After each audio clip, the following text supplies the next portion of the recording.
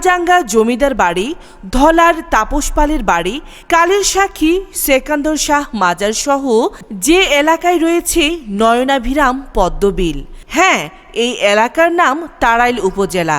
আজ শুনব এই এলাকার মানুষের নির্বাচনী জনমত।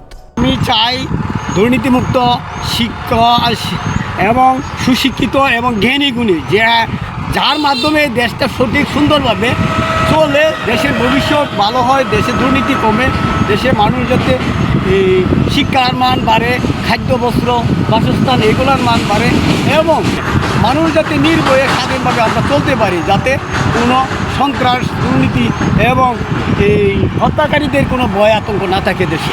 আমরা সেই জন্য একজন ভালো সুন্দর একজন ইয়া চাই, নতুন এবং পুরান এটা আমি বলি না।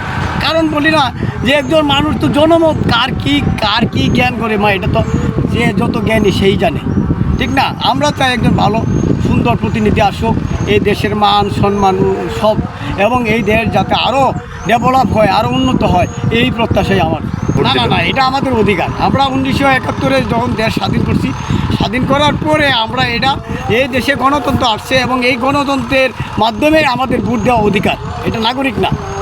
এটা আমরা মনে করি আমরা এটা 71-এ অর্জন করছি, এই জন্যই আমরা এই ভোট দেওয়া আমাদের অধিকার মনে করি। আমি আমার ব্যক্তিগতভাবে আমি ভোট দেওয়াটারে অধিকার মনে করি।